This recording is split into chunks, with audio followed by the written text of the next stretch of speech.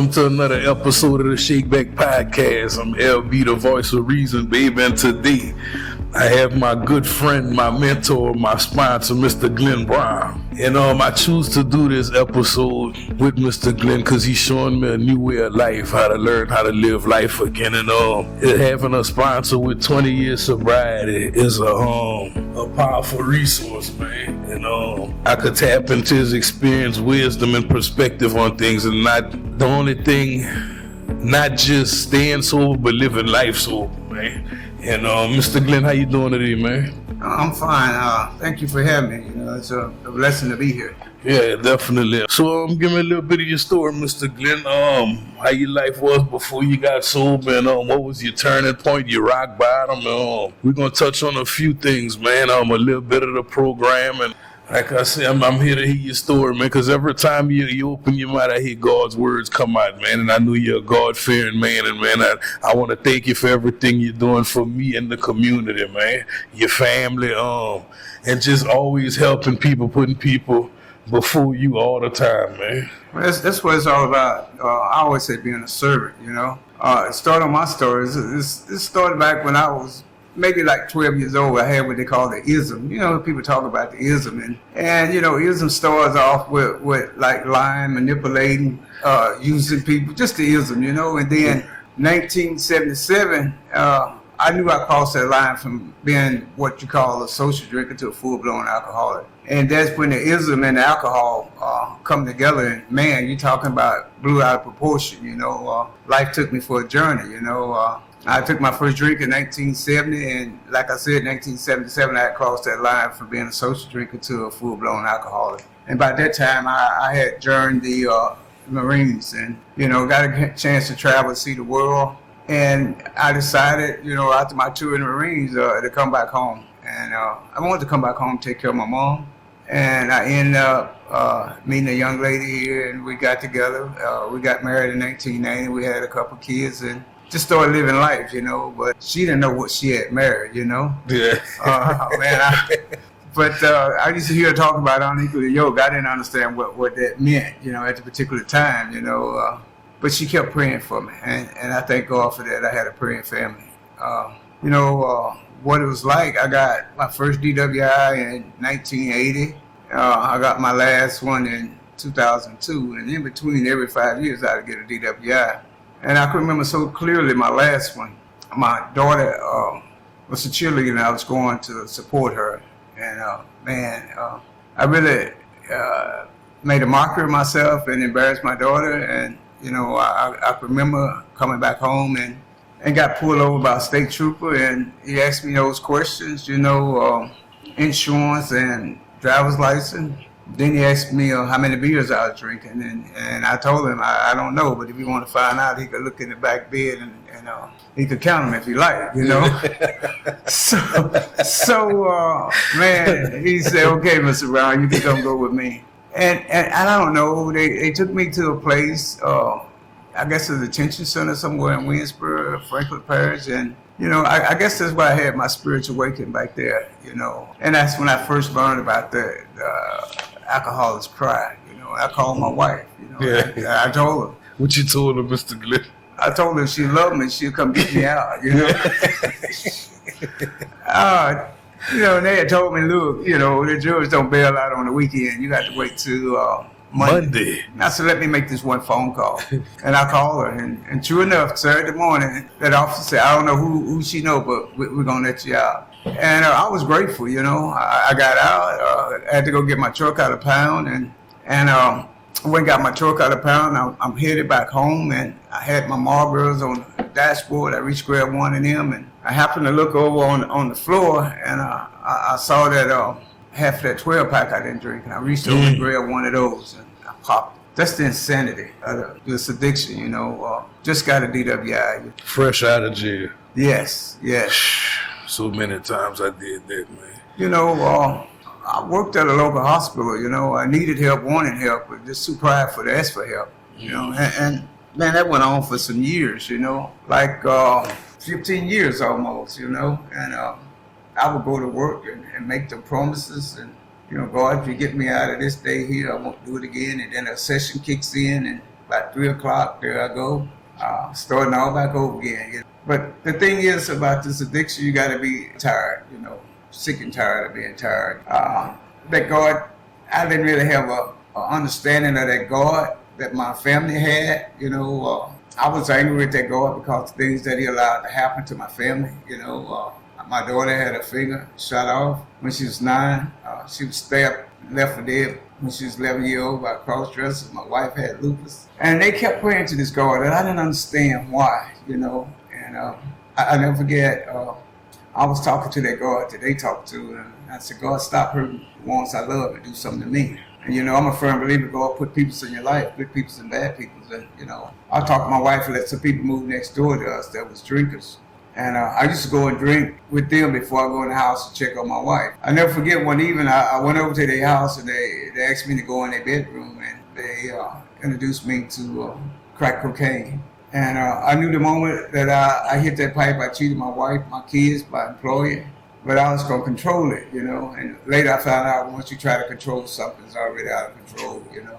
And I did that, hid it from my family for about a year, and I was just tired, man. One day I went in the chapel at the hospital and said a little simple prayer, you know, God help me deal with these people. And they sent a guy in, man, that I've been knowing for 30 years, and man, they want a drug screen, you know. I could have got him the urine in the cup, but I was tired of being tired, and I knew I was going to flunk that test, man. So you would say that was one of your turning points? Oh, pretty much so, yeah. I was tired of being sick and tired, you know, and I urine in the cup, and the director nurse got the results right in front of her, and I walked in there boldly, you know. Look, I know I flunked that test, you know.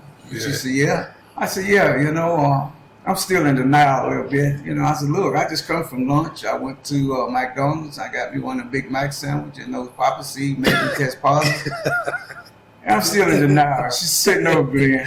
You test positive for cocaine. You know? The poppy seeds. Yeah, that was in denial. You know, but she said, if you want some help, baby, give me a call. And man, I went home. I had to tell my wife before she heard about it in, you know, this little town right here, you know, fast news travel quick. Mm-hmm. And I went home, man, and I had a knot in my stomach, you know, and I think I blurted something out like, hey, I'm a sick man. I need some help. And she prayed for me, and we called the director of nursing, and she said, babe, I'm going to call and get you a bed at Palmetto, March 24, 2005. And that night I surrendered. I go, God, whatever you want to do with me, it's okay, you know. I've been bouncing my head up against the wall.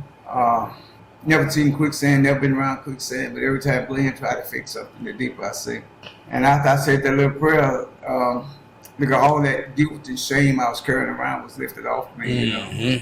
And I'm a firm believer, God put people in your life, good people and bad people, and He put this counsel in my life. And she said, baby, you don't have that much time here, you know. You need to hear what I'm saying, and you need to listen. And I can remember my mom saying, you hear with your ears, and when you listen, you put it in action.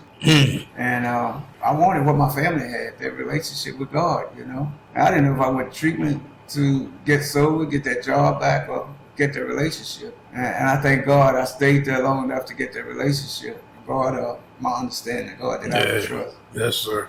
I never forget, I did my little 28, 35 days at treatment, and my counselor called me in the office. And she said, baby, if you stay sober, it'll be a miracle, but I'm going to give you a free suggestion. She said, you need to go to 90 meters, 90 days. Before you get into that, how important do you think suggestions are? They're very important, you know. It's just suggestions. You don't have to follow them. But if you had much fear that I had a relapsing, you know, I took every suggestion because I know I only had one shot at this sobriety. Yeah. And I followed it to the T, you know. Just go 90 meetings, 90 days. Give your wife your check for a year. A whole year, Mr. Glenn. A whole year. She told me to live off $19.95 a week for a year. Yeah. And she said, wait a minute, let me call you a sponsor. Is the reason for, and you know, we done spoke about this before, but what's the reason for the $19.95 a year for people who don't know? They called it trigger. $20 was a trigger for me. If I had $20, I'd go buy some Coke, you know. Mm-hmm. All right. So she said, wait a minute, let me call you a sponsor. I didn't know nothing about no sponsor. She picked up the phone and she called this guy, Lamar. And she said, Lamar, I know you're alcoholic, but I got this little crackhead over here. I need you to take some meeting. And I looked at that woman. I saw this woman that called me no damn crackhead, you know? But my wife said, birds of the feather, we all flock together, you know? We do. And I never could forget leaving out those gates and coming back into the community where I grew up. And I come a little bit up the road and I said, God, you're a loving God and a forgiving God. And you forgave me for what I done. Why do I care what people in Raven think? And I started that journey. You know, I come a little bit further. I really didn't want to come to what they call it, AA meeting. Yeah. With a moment of clarity hit me, you know, Glenn, if that crack man tell you to come to his house for 90 days, he have a rock sitting on the table when you show up. Like, well, yeah. Here these people offer you something that might save your life. Give them a try. And I started that journey, you know. Lamar came pick me up, took me to my first meeting. I got a half mile from my house, and I had to ask this question. I said, Lamar, you mean to tell me that I can't drink no more for the rest of my life? He said, Glenn, just don't drink today. And I heard that. By God's grace and mercy, I've been sober 20 years now. Haven't had a drink, haven't smoked in a crack. He just took all that craving away from me, you know. And I thank God for removing that obsession, you know. And he's really been a blessing in my life, you know. He done with me what I couldn't do for myself, you know. Yeah, yes, sir. Change people, places, and things, you know. And that's a big part of my journey.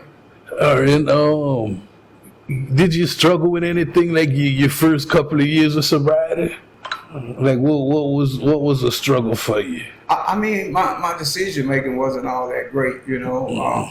That's what I used my sponsor for, to make some decision for me. You know, my wife was getting my check, and I owe several people pay their loans. I owe RIS, and you know, she would give me my check, and I'll go pay them people. But my decision making was all messed up. You know, that added behavior. You know, I wouldn't pay my bills on time. I wouldn't pay my insurance and bits and pieces. You know how we do. But I thank God I overcame that. You know, and I took care of all that today. You know, I say right now I'm at peace today. You know, in sobriety. How you managed to stay motivated throughout the years? I think my biggest thing is helping others, you know, reaching back, helping others. And they say, when you help others, you're helping yourself. And I tell people all the time, they think that I'm helping them stay sober, but in reality, they're keeping me sober. Mm-hmm. And that's something me and Joy always talk about, man. The more people I help, the stronger I get, man.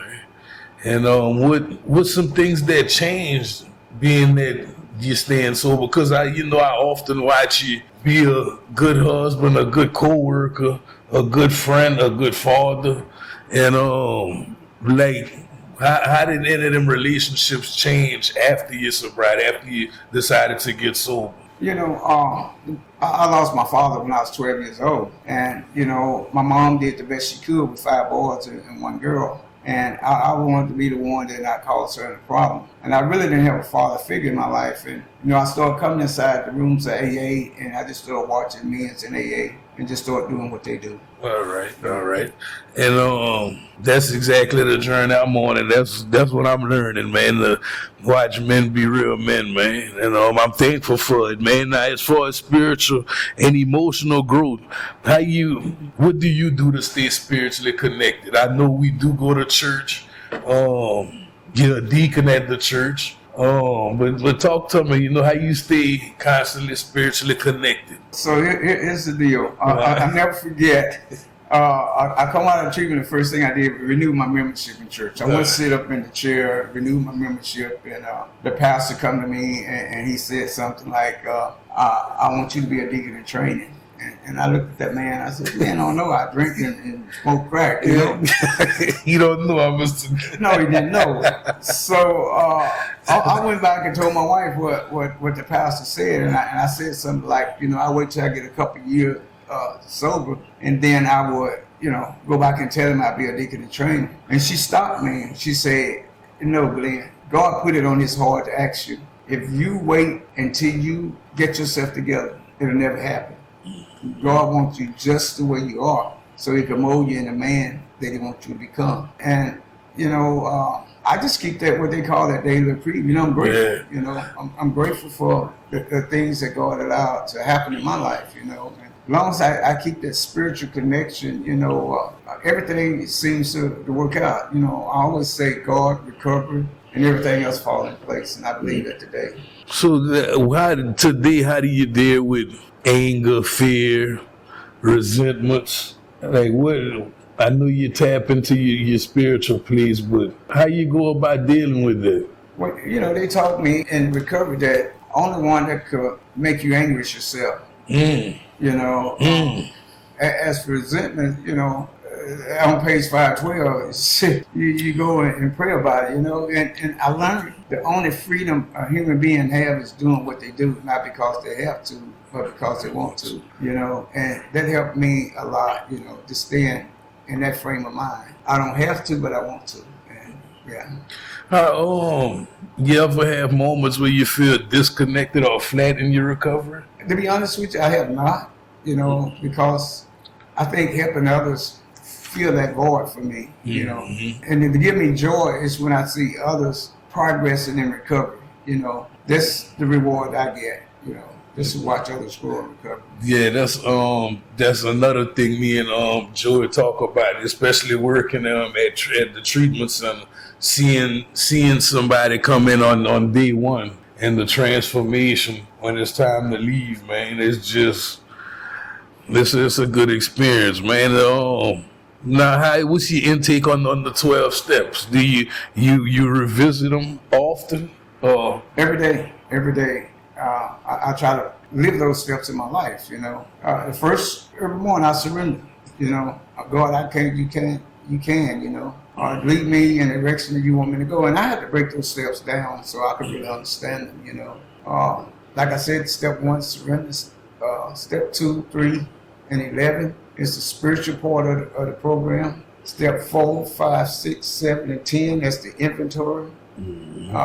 Step 12 is carrying the message. And step 8 and 9 is the restitution, you know. So I have to break them down so that I can really relate to them and deal with them every day, you know.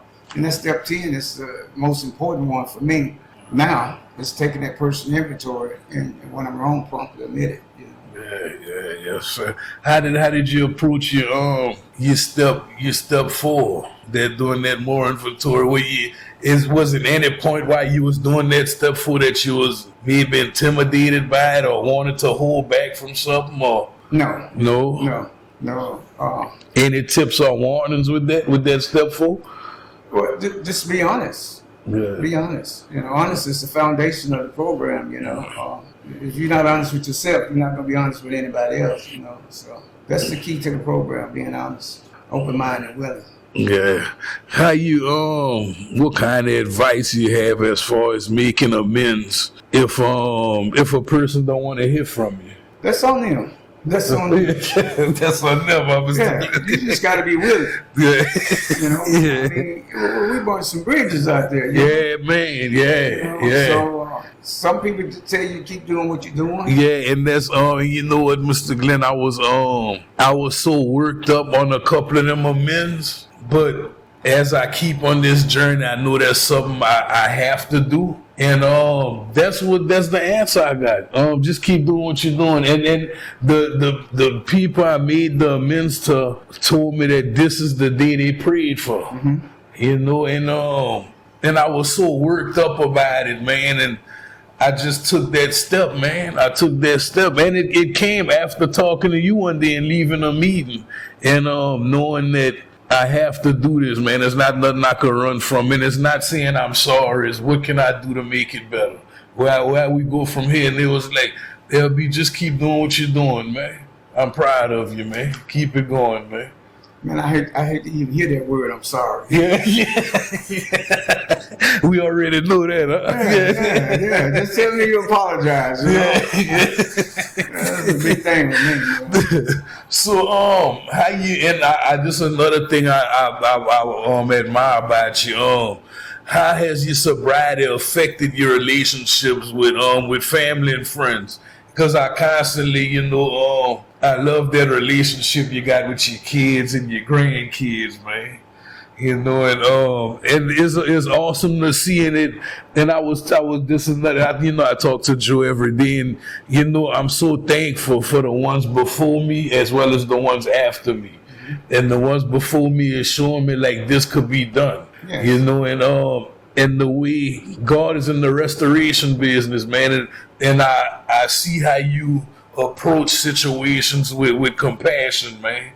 And I watch how your grandkids and you're part of their life, man. You're reliable, man. You show up to their games. You show up to karate. You're teaching them how to cut the grass. I watch how your daughter call you. Like that's awesome, man. And that's part of them 9-step promises, right? Oh, absolutely. Yeah, and it's awesome. But how has it affected them relationships? It brought our relationship a whole lot closer. I'm the father that they always wanted. I never forget I was working a job and I was trying to make up for all the finance I had denied my family. And a lady, a nurse, come to me and told me, say, Mr. Glenn, you can't make all the money. Oh, you can't make it all, huh? No. Leave something for somebody, Glenn. Yes. She said you got a family. You need to spend some time with your family. Yeah. And I heard that and I took her advice. And that's what I do. We go on trips together. We go to Disneyland. We went to the Bahamas. We went to watch a replica of Noah's Ark. We go to ball games. Just spending life with them, enjoying life. That's what sobriety is all about, enjoying life. It sure is, and you sure teach me about that. Now, on the flip side, how you deal with people who don't support recovery. I mean, I pretty much know the answer because we say that all the time. If you're not about no recovery, I set boundaries, and I call what I call a circle, and my circle is pretty narrow. You know what I mean? Yeah. Like you say, my phone, only person in my phone is about recovery. Yeah. And I got to test them in recovery. I look. Before I put you in my phone, you got to have at least 6 months sober. Yeah. I want to know if you for real. Yeah, and that was my journey with you. I remember at a meeting, I was like, Mr. Glenn, I get your number. He's like, you got to make it to 6 months. But you know what that did for me? Gave me even more fight in me. It gave me more motivation, man, because I want what you have, man. I want what you have, man. And you ever at this any time in life it get overwhelming for you? Oh, absolutely. Absolutely. I struggle. I guess my 5th year sober, I struggle, trying to balance work, AA, church, and family. And I tried to figure it out, but I couldn't, and I think around that point, me and my wife had separated for about 8 months because she thought I was giving more to recovery or more to church than I was to her and family. And for the 8-month period, I kept working my program. They say job or no job, or alcohol to stay sober. And I took that approach. Wife or no wife, I could stay sober. And I think around about 8 months, we got together and we talked. And I told her, she had a choice. She could have the old Glenn or the new Glenn. But I wasn't going back in that life no more. Yeah. I got a smart wife. Yeah. She took the new Glenn. So with that being said, how has your perspective on having fun changed? Fun? Yeah. Every day is fun. Yeah. I tell people all the time, I get to come to work. Mm-hmm. I get to go to meetings. I get to go to church. And every now and then I get to go to Walmart. You get to go to Walmart. That's fun. All right, so that'd be an adventure. Definitely be an adventure. So I heard earlier you saying helping others. What's a few things you look for in a sponsee? Oh, I don't look for anything in a sponsor. Yeah. Yeah. No, I gotta meet them where they at, Yeah. Well, what has sponsoring taught you? Sponsoring people? Mm-hmm. About being dependable, being responsible. I tell my sponsor, I give them a time frame to call me. Mm-hmm. And I look for them to call me in that time frame. Is your time important? My time important too. What I do, I give my sponsors a page to read, and the first page I start them on, and the big book is page 33. And if they don't get that, we can't communicate. You know what I mean? Yeah. So I know since me wasting his time or my time. Yeah. But if they get that page, I would sponsor. I sponsor anybody. You know, doctors, lawyers, nurses, pharmacists, preachers, teachers. But I will not sponsor psychiatrists and actors. You ain't sponsoring them. No. No. I don't want anybody in my head or Jimmy, you know? Yeah. So when do you know is a time to help or step back? You know, that I know or should I say, what's the most rewarding part of being a sponsor? Watching them grow. You know, watching them grow out there and start living their life, being a responsible citizen to society. That's the reward, you know. And, you know, I give it all to God, you know, because I can't change anybody, you know. Only God can. But I could plant the seed, you know. I could plant the seed. And that's a reward, you know, just watching them grow. Get cultivated inside these rooms and become productive citizens. My dude. And as far as staying sober long term, how you avoid being complacent in recovery? And what keeps you coming back to meetings 20 years later? Well, I have to play the tape. I play the tape, you know, play the tape all the way through.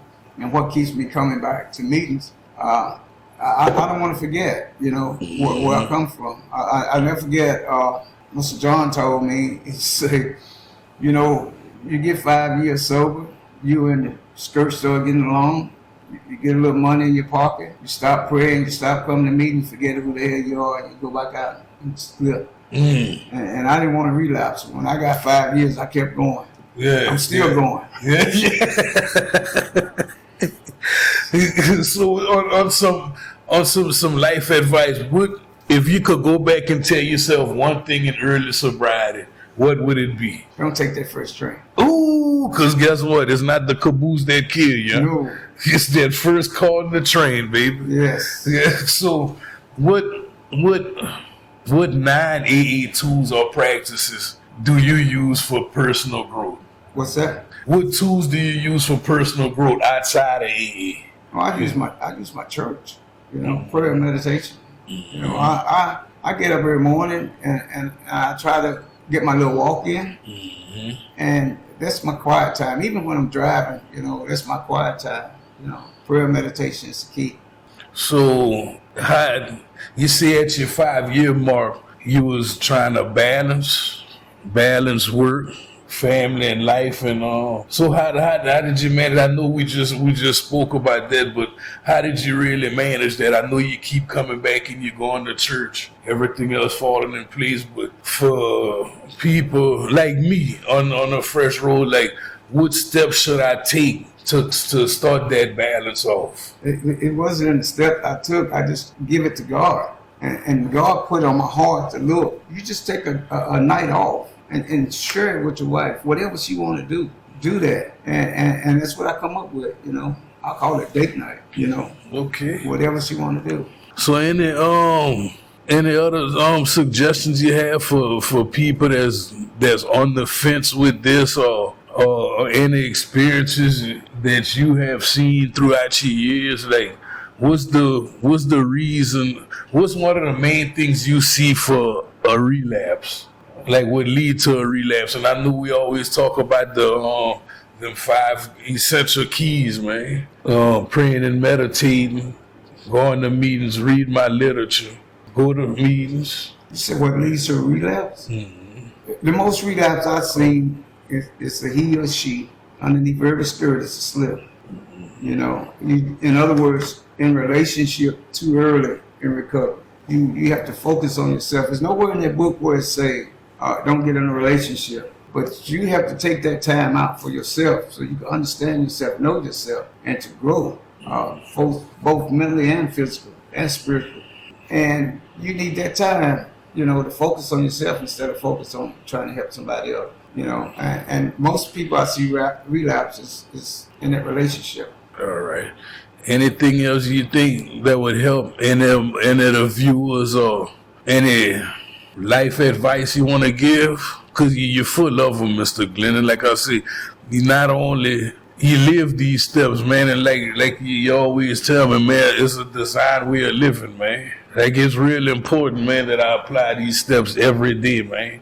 And I'm enjoying it now. I'm living the steps now. And I would get so worked up listening to different things, like I constantly have to work the steps, because I came to you like, when I'm gonna be able to work the steps again, Mr. Glenn. But if I'm practicing that step 10 and step 12, like, I'm gonna be all right. Like, I was putting too much on myself. Oh, I get that. You know, we do that. This is a simple program. You know, you mentioned those 5 things. You know, anybody can stop. You know, do those 5 things. Go to meeting, get a sponsor, pray, reach a little to help another. You can stop. Anybody can stop. Stay and stop is the key. You know, I always say the first thing you do, you know, when you build, just like building a house, you know, first thing they do, they lay a foundation, which is built on trust and honesty. You see, they put a door up there for commitment. You got to be committed. The living room is like a meeting. You know, the fellowship. I love the fellowship. The roof is the spiritual part of the program. It covers everything, you know. The bedroom is support. You know, we burn a lot of bridges. We don't have the support like we used to. So we can get the support in the fellowship at the meeting. The most important room is the guest bedroom, sponsorship. Somebody to hold us accountable. And the bathroom is change. You got to change the way we think and the way we behave. 18 inches from your head to your heart. You know, and those 8 essential components could help you stay stopped. Help me stay stopped anyway. So how, and I always, like, I was struggling with, I guess, treating one addiction for the other one. Like, I was still like abusing eating and like swapping things out like that, man. When I first got out of treatment, I wanted to work all the time instead of finishing my IOP. And and thankfully the counseling IOP had a talk with me, and like, I have to put my sobriety first. Everything else gonna work itself out. God and sobriety. And how easy it is to, like, I was having trouble stop vaping. But you know, that's when that day at a time, I really had to work on things a day at a time and not put much on myself, man. But yeah, this is a good spiritual conversation, Mr. Glenn, man. Anything else you want to say before we close out? You're talking about substituting addiction, and we does that, you know. I substituted alcohol for cocaine, you know, nicotine. I substituted nicotine when I got rid of the alcohol and the cocaine. I substitute nicotine. And I'm a firm believer, if you substitute one addiction for another, you're not really sober. Mm-hmm. You know, I believe in being completely absent. You know, I believe if you don't put anything in here, just to stay clear. You know, we're not bad people, we just make bad choices. You know, if a person could separate their addiction from the person, we're all good people. Yeah, yes, sir. You know, yes, sir. We just make some bad choices. Yes, sir. Yes, sir. Well, Mr. Glenn, I think that's gonna cover everything, man. I really appreciate you coming out, man, and supporting and showing me how to live again, man. And man, I can't wait to do a follow-up episode about this, man. Oh, absolutely. It's been a pleasure, man. It's been a pleasure. All right, thank you, Mr. Glenn. Mr. Glenn Brown, check him out, baby.